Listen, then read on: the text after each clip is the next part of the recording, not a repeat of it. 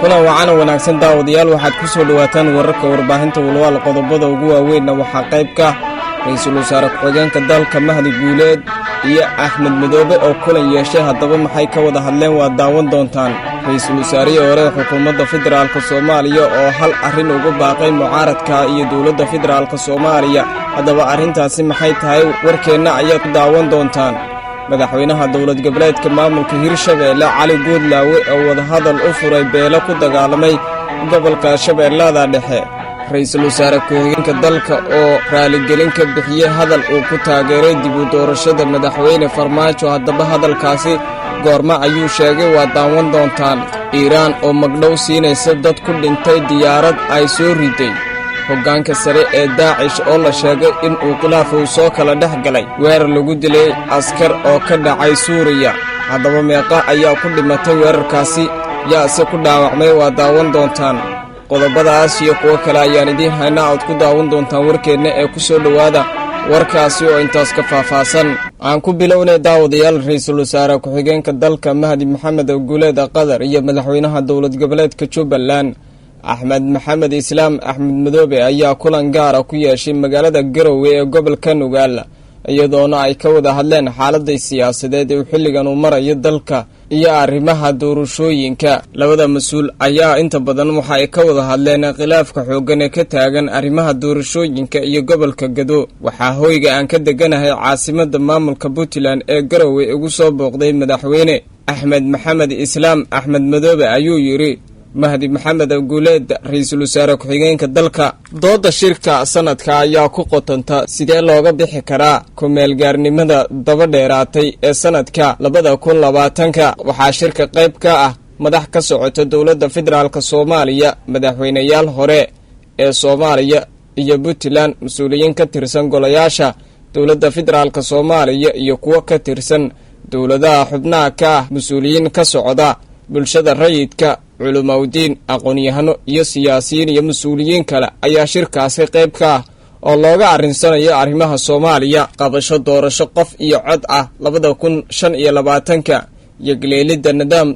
federaal oo shaqeynaya ayaa looga doodayaa shirkaasi dhinaca kale ra'iisul wasaare ku-xigeenka dalka Mahdi Maxamed Guuleed Qadar ayaa raaligelin ka bixiyay hadalkii dhawaan uu sheegay ee ahaa in wareegga koobaad ku adkaan doono doorashooyinka Soomaaliya madaxweynaha haatan talada haya ee Maxamed Cabdullaahi Farmaajo Mahdi ayaa raaligelin ka bixiyay dood uu kaga qayb galay madasha aragti wadaagga Heritage ee magaalada Garowe halkaasi oo ay mas'uuliyiin badan ay ku sugan yihiin sida ka muuqata hadalka Mahdi Guuleed raaligelinta ayaa si toos ah ugu socota xubnaha midowga musharaxiinta Soomaaliya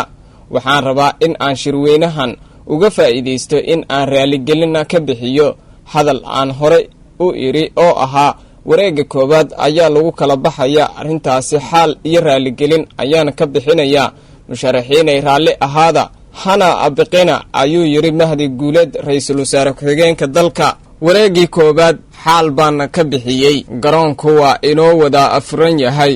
ee soo diyaariyaba Mahdi Guuleed ayaa sidaas yiri ra'iisul wasaare ku-xigeenka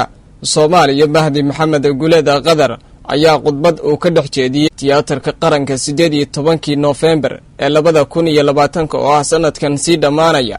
ayaa waxa uu sheegay in doorashada Soomaaliya ee 2020 wareegga koobaadba uu ku guuleysan doono sida uu hadalka u dhigay madaxweynaha haatan talada haya ee Farmaajo dawladaha xubnaha ka ah dawladda federaalka Soomaaliya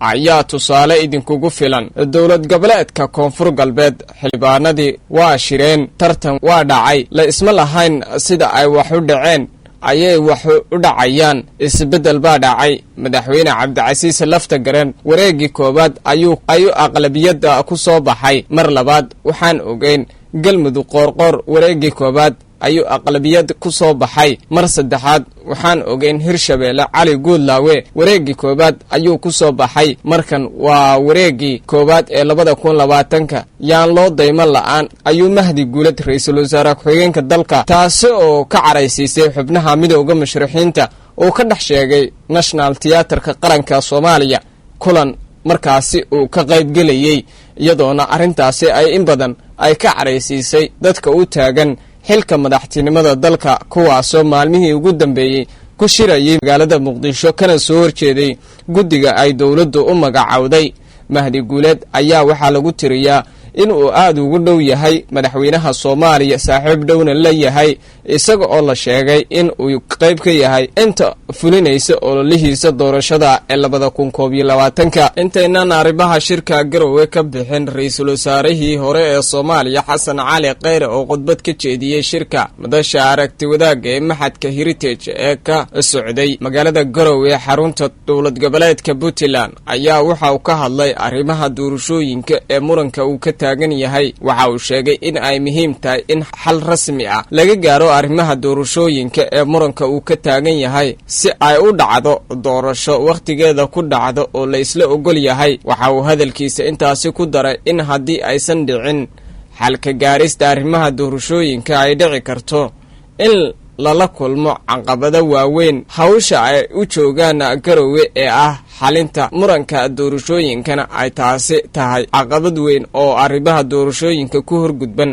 Si looga gudbo xaaladda taagan, waxa ay ka turjumaysaa halka aan u soconno iyo in la helo dowladnimo hana qaada, balse haddii laga gudbi waayey ay dhici karto in 30 sano oo kale oo la joogo meesha aan hadda joogno, ayuu yidhi Xasan Cali Khayre, ra'iisul wasaarihii hore ee Soomaaliya. Inta badan siyaasiyiinta mucaaradka ee ka qayb gashay shirka magaalada Garowe ee caasimada dowlad goboleedka Puntland ayaa waxa ay ku baaqeen in xal degdeg ah laga gaaro arrimaha doorashooyinka ee dalka ee muranka uu ka taagan yahay, taasoo aysan dowladda Soomaaliya ee hadda uu majaraha u hayo madaxweyne Farmaajo aysan marnaba baaqaasi iyo qeyladhaanta ka soo yeeraysa musharaxiinta aysan dheg jalaq u siinin.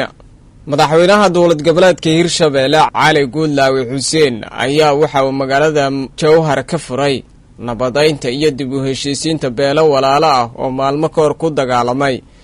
deegaanka Buurdheere ee degmada Cadalle ee gobolka Shabeellaha Dhexe. Madaxweynaha ayaa ka codsaday waxgaradka iyo aqoon-yahanada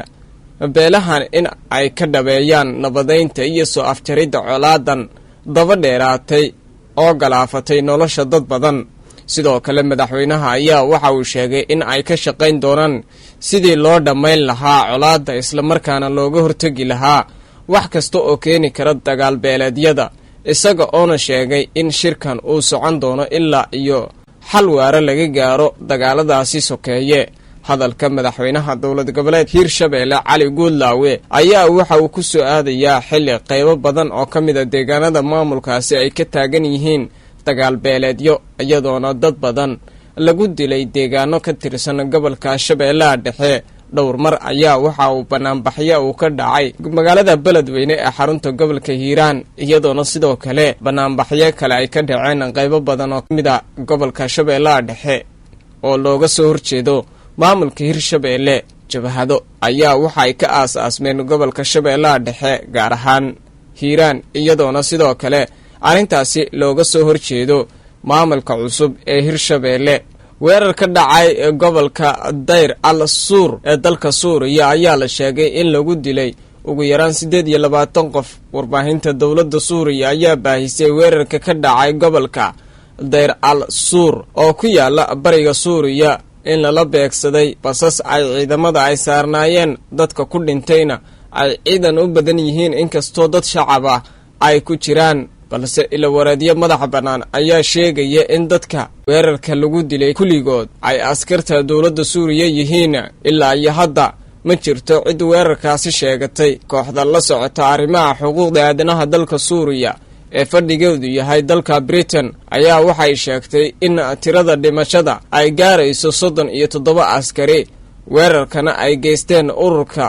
isku magacaabay dowladda Islaamka ee magacooda loo soo gaabiyo IS. kooxda ila wareedyo ku sugan Suuriya soo xigatay ayaa waxay sheegtay in weerarka uu ahaa mid si weyn loo qorsheeyay oo maleeshiyaadka magacooda loo soo gaabiyo IS la beegsadeen 3 bas oo ay saarnaayeen ciidamo iyo maleeshiyaad daacad u ah dowladda Suuriya, halka wakaaladda wararka ee Reuters ay sheegtay dadka weerarkaasi lagu dilay dhammaantood ay yihiin ciidamada dowladda. aagga weerarkaasi ka dhacay oo ku dhow magaalada qadiimka ah ee balmeyra ayaa ah deegaan uu inta badan iska horimaad ku dhex maro ciidamada bashaar al asad iyo dagaalamayaasha lagu magacaabo IS. ugu dambayntiina daawadayaal iska horimaad xoogan oo dhex maray ururka daacish ee ka dagaalama qaybo badan oo ka mid ah Soomaaliya. inta la xaqiijiyay waxaa dagaalka ku dhimatay 3 dagaalame halka tiro intaasi ka badanna ay ku dhaawacmeen sida ay sheegeen ila wareedyo lagu kalsoonaan karo. warbixinada ka imaanaya deegaanada ay kooxdani kaga sugan yihiin Puntland ayaa sheegaya in dagaalka kooxda dhexdooda uu u dhaxeeyo uu yimid kadib markii laba dhinac ay u kala jabeen. dagaalkaasi ayaa ka dhacay buuraha Baksid ee deegaanada gobolka bari ee maamulka Puntland. khilaafka kooxdan ayaa ka dhashay ciddii bedeli lahayd hogaamiyaha kooxdan Cabduqaadir Muumin oo ka soo goostay al-shabaab isaga oo la daalaadhacaya cudurro badan oo ay ugu weyn tahay sonkorowga. hogaamiyahan ayaa da'diisu sii cagcageynaysa 80 jir, waxaana ila xogaala ay sheegeen in xanuun daran uu sariir la saaran yahay hogaamiyahani. kooxdan ayaan weli ka hadlin dagaalka dhexdooda dhex maray iyo khilaafka soo kala dhex galay ee salka ku haya ciddii bedeli lahayd hogaamiyahoodii, kaasoo la sheegay inuu xanuuno badan oo isbiirsaday uu la daalaadhacayo. guud ahaana daawadayaal warkii aad kala socoteen warbaahinta Walwaal xilligan waa naga intaa. fadlan haddaad nagu cusub tahay janaalkeena subscribe saar, siina sheer garee si waxyaabaana halkan soo gelina ay kuu soo gaaraan. adna waad ku mahadsan tahay daawashada iyo la socodka warkeenna.